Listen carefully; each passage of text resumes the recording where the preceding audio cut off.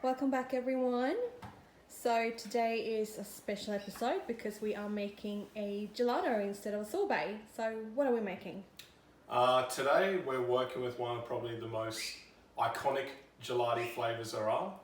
It's called Fior di Latte. And what's that? It basically typically means flower of the milk. Now, this base recipe that we create is probably one of the most important base recipes in gelati creation. This one here, we can virtually turn into anything. So with this base recipe, we can add inclusions to it. So we could add a brownie, salted caramel. It's really up to you. But understanding how to make this base would then allow you to create other base recipes. Okay, so the milk and the cream is like the superstars in this recipe. That's correct. Now, every place has a different type of milk or cream. Each farmer is slightly different. Over here, we're working with Mullaney Dairies. Where are they located? Mullaney Dairy is actually up in Mullaney. So they just kept with the name of where the company is. Now, the important thing is the gold top here is very special. Gold top. It's a Guernsey milk. So What's a Guernsey milk? Guernsey milk it's one of the 3 milking cows that you actually get on the market. So Guernsey has an even higher fat content compared to the Jersey, which is what most people use, and the Frasier. So the Jersey typically sits around 4% fat. This guy here is up around 4.5 to 5% fat. That extra 1% is where the flavor comes from. And the cream, does that contain more fat as well than other creams on the market? This cream is, it is sensational. It is different to all the other creams. Now, last year I did a bit of judging for the Royal Dairy Show here in Brisbane, and we got to go through and taste all the milk and different creams that are available from the local farmers. Now, as you can see, these guys have won a gold for their cream because of how good it is. Again, with their other milks, they've won golds. They've won a gold for this guy here. And if you have a look, if you want to come over here and have a look, the color of the cream is almost this deep yellow color. Now, it typically sits around 50% fat. Wow. Your typical whipping creams are around 35% fat. Now, when it comes to gelati creation, everyone knows fat equals flavor. In the restaurant, fat equals flavor. The more fat you can put into it, the more flavor you're going to get out of the product. The fat is what carries the flavor. So it's really important for us making it with the Guernsey milk and also the cream allows us to get the maximum amount of flavor we can possibly get. Exciting. So we're going to come over here and we're going to start making the base. So the base for this, normally on sorbets, we're taking it up to 60 degrees. For gelatis, we need to bring it up to 80. We've got to pasteurize the product. And what does that mean? Well, pasteurization is where you basically destroy any active bacteria and enzymes inside the milk and cream. Now, if you don't, this is where you can have the souring effect, where the milk goes off. So by doing the pasteurization, it allows us to extend the shelf life, and it also allows us to take these sugars and to obviously start to stabilize them and break them down within the product. So we're going to start by adding our milk and cream, which is the base of the product.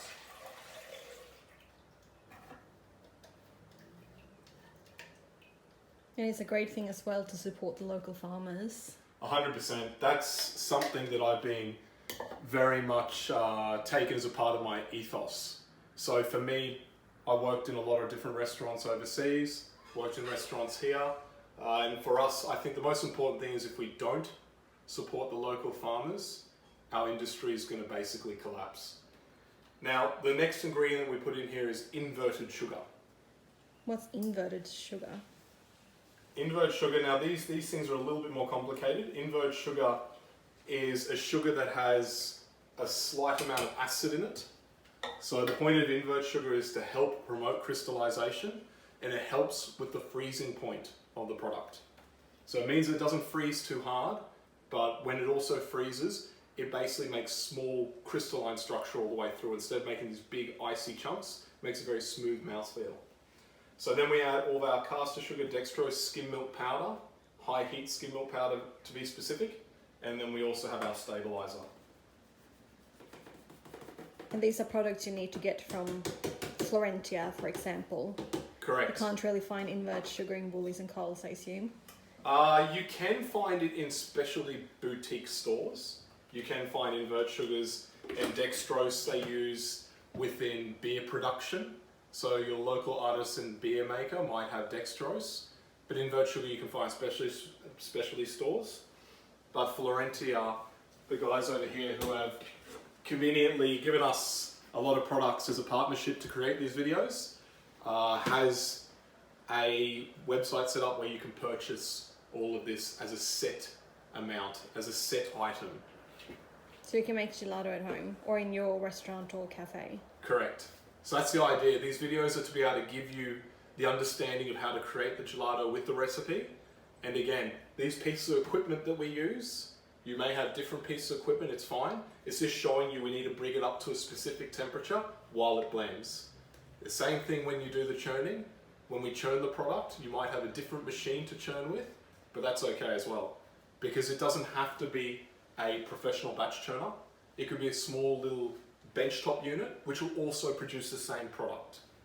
So we're going to start off by cooking this. We're going to turn the speed up a bit.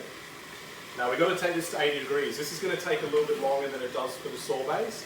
But again, we're illustrating with the RoboCook here from RoboCook of how quick this is. So if you have a piece of this machinery within your cafe or restaurant, you'll be able to blitz this out in no time. You really only need 2 pieces of equipment to be able to produce, churn the product. To freeze it down, that's entirely up to you afterwards. But most restaurants and cafes have a freezer. So if you get these 2 pieces of equipment, you'll be able to produce the actual gelati or sorbets and start making them. Come back in a few minutes and we'll check on this when it reaches the temperature and we'll see how it's going. So we're up at temperature now. We'll just take this out. Now you just need to remember you got to blend this for a few minutes, so it's not just to reach temperature and take it off. It's actually going to sit at temperature for a few minutes just to make sure that we've really broken down all those sugars and those stabilizers are properly activated. So I can pop this out. You see the color. Now it is quite yellow, and that's due to the fact that there's such a high fat content running through this, both from the Guernsey milk and the cream. But we'll let this mature now for 12 hours and we'll come back and have a look at this. Now tomorrow when we do this, we'll go through a few different ways that you can change this into multiple different recipes. So as I mentioned earlier, this really is the base recipe to gelato creation. See you back in 12 hours. Hey again everyone. So what are we doing now, Ian? We're going to churn our Fiordilati base. So this is the first gelato that we discussed yesterday. So the first one of the gelatos that we're going to create. So here's our base, but before we do that, bowl goes in the freezer. And take it from the base. So this is our milk and cream gelato. Correct. A simple way of putting it. So let's pop it in the top of the machine.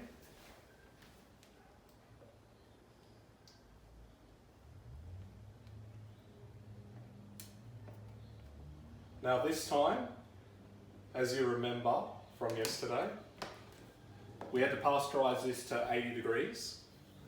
Now because there's more fat in this than there is in a sorbet, we actually need to take this to a hardness that's a little bit harder than what sorbet is. So the temperature we're going to take it down to is going to be a little bit lower.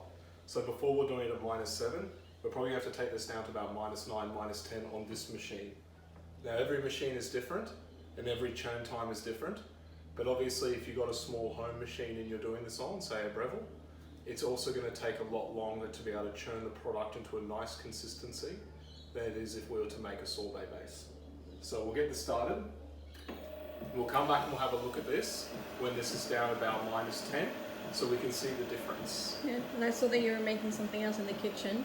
What are you doing back here? Just doing a little bit of bread. So I've got a bit of a sourdough base. I'm just letting this mature at the moment before I give it another handful. And then we'll let this rest overnight in a banneton. Now if you're interested in learning how to make bread, we can make a video on that. Just send me a message.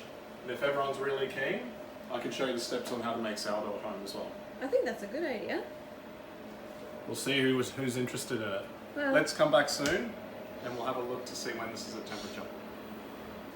So we're actually down to -8, and if we look at the consistency of this, we're pretty much ready to go. look at that.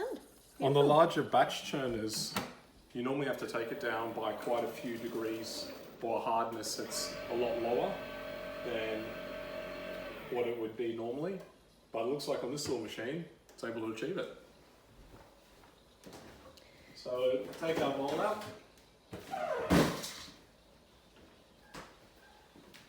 And we can start to extract. Let's have a look to see how it comes out. Looks a bit whiter now, doesn't it? It does. And that's due to the fact that the fats start to get slightly aerated. And not only that, the stabilizer has a small portion of aeration within it from the type of gum it uses. So as we were saying earlier, Fiordalati is a base that really is the basic base, the stable base that you use to be able to create many different types of gelati.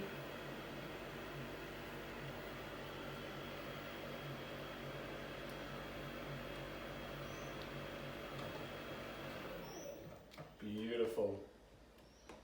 And we're going to show how to make a few different variations, aren't we? We will. So if you have a look at that, just the consistency of it. That's so It's just- smooth. It's just sensational. Again, this is all using Maleny milk and cream. So what we'll do is we'll come back tomorrow with a new Fiordalati base. And we'll churn it out and we'll show you how we make a few different adaptations with this base. But I've got to try this. So can you give us some clues on what kind of different varieties you can do with a Fiordalati? We got stracciatelli, which is choc chip. We also have cassata, where you use candied fruit, and we've got a very simple way of doing it that we'll show you. You could really put in anything you want into it. You could put liquid caramel, you could put brownie in there. There's many different things you could add to this, and you could change it any which way you like, really. You could make a lamington as base by putting a sponge and soaked with a bit of chocolate and coconut. So it's entirely up to you. Your imagination is as far as it'll take you. Shall we have a try? Yes. See what you think.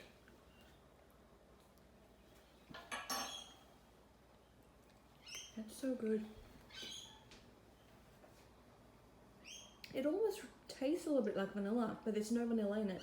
No. And that's the thing, that's where imitation vanilla plays its part. People think there's vanilla is actually sweetener.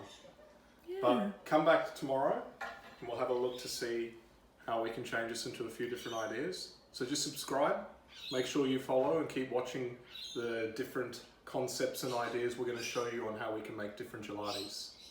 Thank you guys for watching. Thank See you tomorrow. Bye.